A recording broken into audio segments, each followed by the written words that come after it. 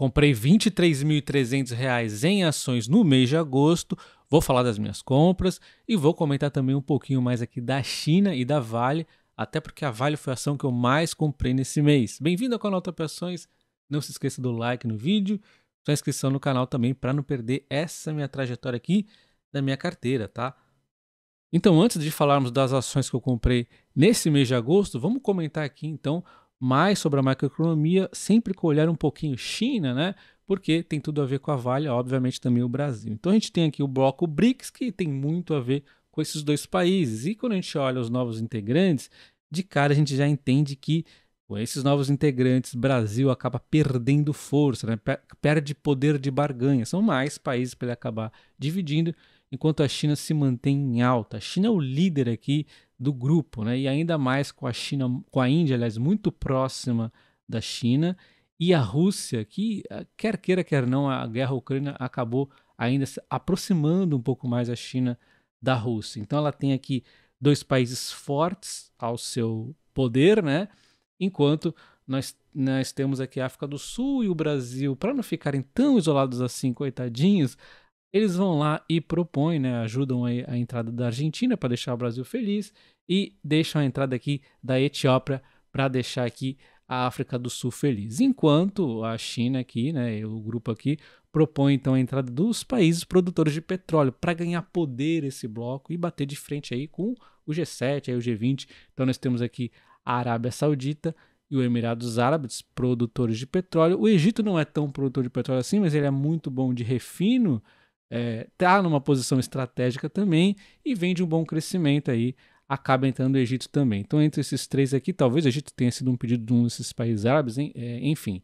Então entre os três aqui no grupo, nós já temos aqui a Índia e a Rússia sob influência forte da China, e aí os outros quatro aqui acabam ficando aí até que meio que em segundo plano. Essa é a minha visão, tá? Agora a gente tem que ver como é que vai se comportar esses novos entrantes aqui. Imagina a China começar a ter grandes influências aqui no petróleo, como não vai ferir aqui os Estados Unidos, né? Então, esse é o plano da China de bater de frente com os Estados Unidos. Então, a gente até fala, bater de frente com o G7, mas a grande verdade é China e Estados Unidos.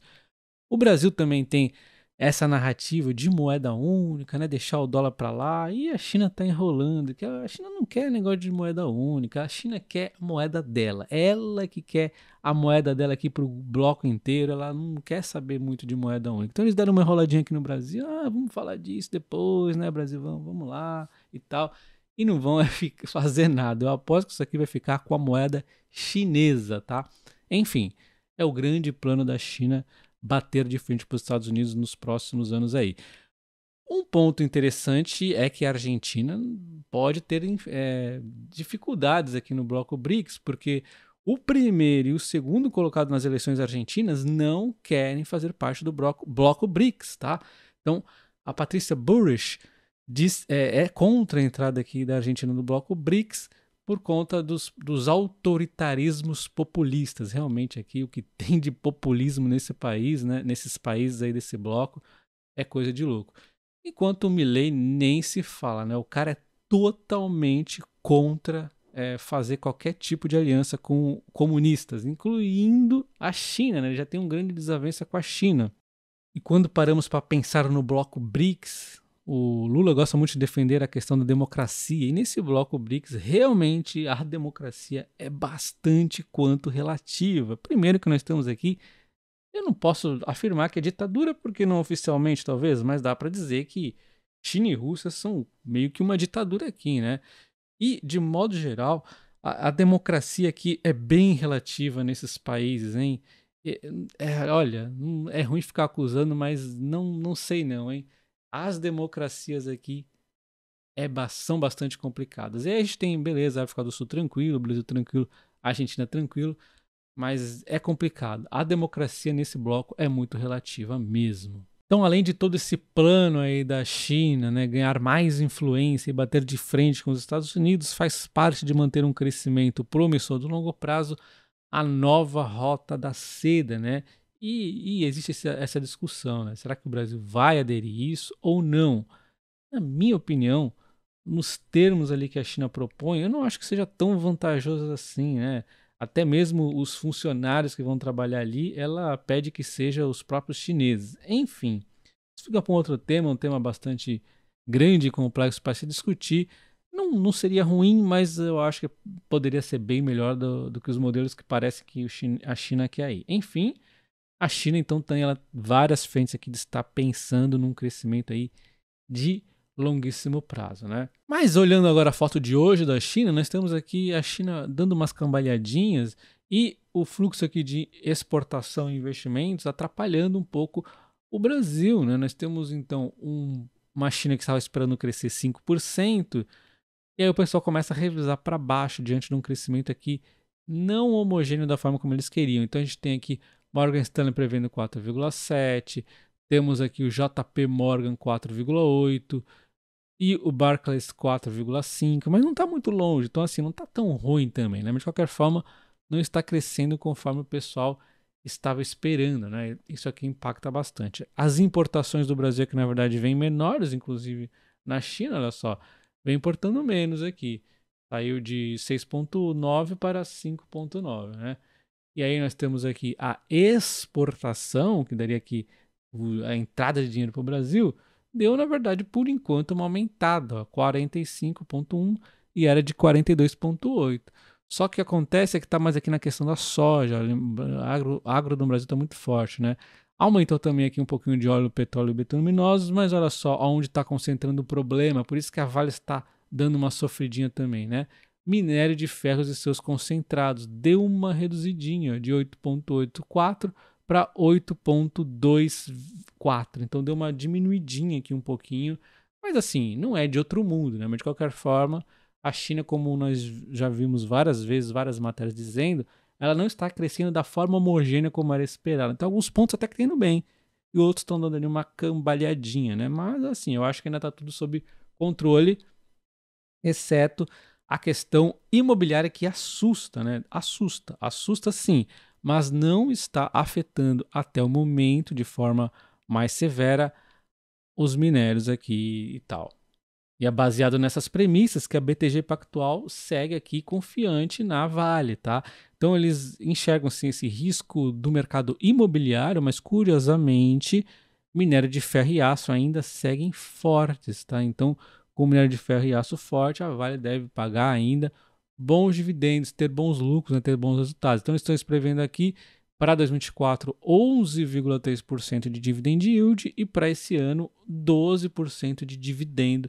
Essa é a previsão da BTG Pactual, tá? Óbvio, não é nem por isso que eu comprei, mas isso é um ponto aqui para estar pensando. Eu estou pensando no longuíssimo prazo, né? Tem aqui a questão do minério de qualidade da Vale, tem a questão que eu acho que a China é um ponto que eles podem desacelerar, mas vão continuar crescendo, eles têm vários planos, inclusive, para isso, e nós temos também a questão dos metais aqui diferentes da Vale, cobre, níquel e tal, para ela poder usufruir aí da transição energética.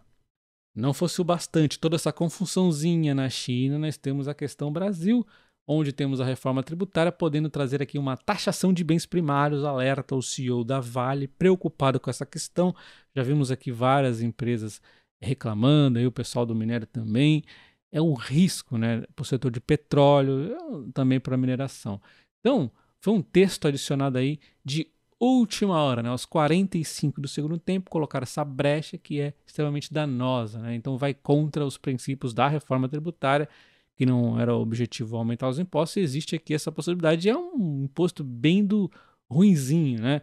E falou impostos, sempre tem o pessoalzinho para defender os impostos. Então o governador do Piauí, ele já veio aqui, né, dizer que já tinha imposto no estado, que não sei o quê, então que não tem problema adicionar esse, senão a conta vai impactar o valor do IVA, não sei o que lá.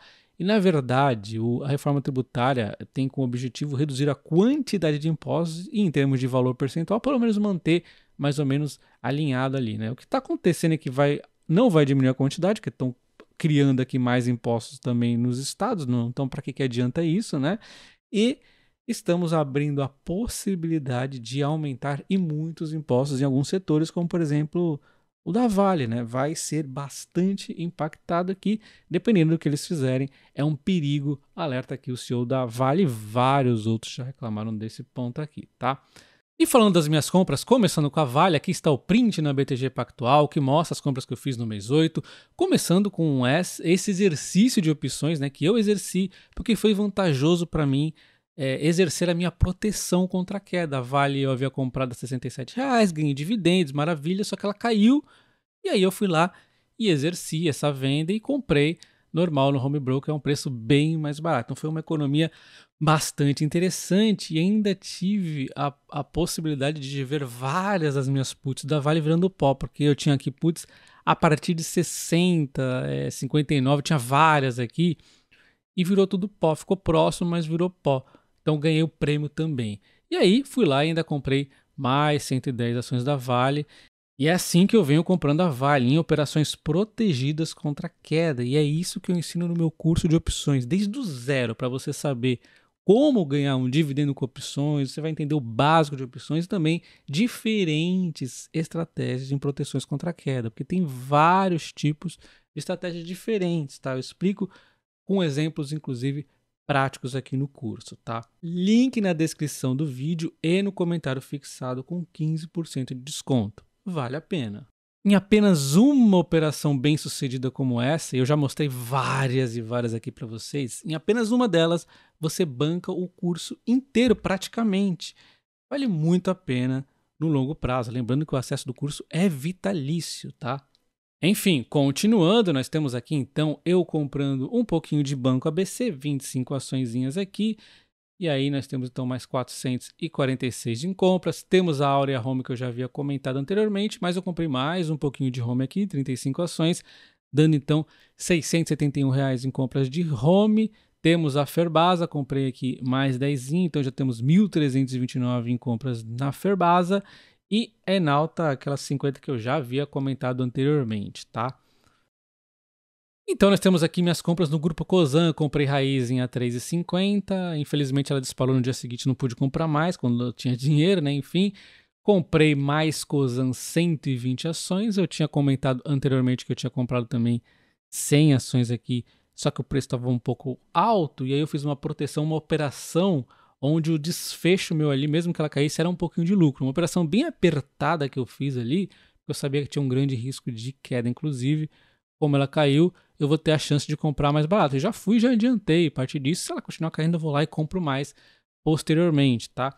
E aí são diferentes tipos de proteção contra a queda. Quando você vê que o risco é maior e a ação está até de uma certa alta, você faz uma proteção diferente aí conforme vai acontecendo. Enfim, acusando neste momento até estou me protegendo, tá? Por conta do que eu acabei de comentar, né? Existe aí um pouco de risco contra a queda, embora já tenha reduzido consideravelmente isso aqui, porque nós já estamos saindo de 19,79 para 17,92, 17,82, né, aqui os preços, tá? Enfim, então, Cosan no outro mês eu mostro para vocês como é que fica. E nós temos aqui o Bradesco, trocando aqui então o Bradesco, o BBDC3 e o BDC4, foi a questão de operar mais com opções mesmo, mais alinhada aqui com a minha estratégia. E aí nós temos as elétricas, né, onde eu comprei aqui Transmissão Paulista, 40 ações, e vendi o máximo que eu pude de opções, apenas 400. A liquidez não está tão boa na Transmissão Paulista. Tentei vender aqui a bons preços, mas pus um monte, né? Pode ser que venda mais. Então, minha esperança aqui é continuar vendendo o mais possível, porque se ela cair, é maravilha comprar a Transmissão Paulista a preços mais baratos ainda. E caso ela não caia, ainda fica com um prêmio, né? Não tem coisa melhor. Então, dividendo sintético com a Transmissão Paulista, dividendo sintético com a Taesa.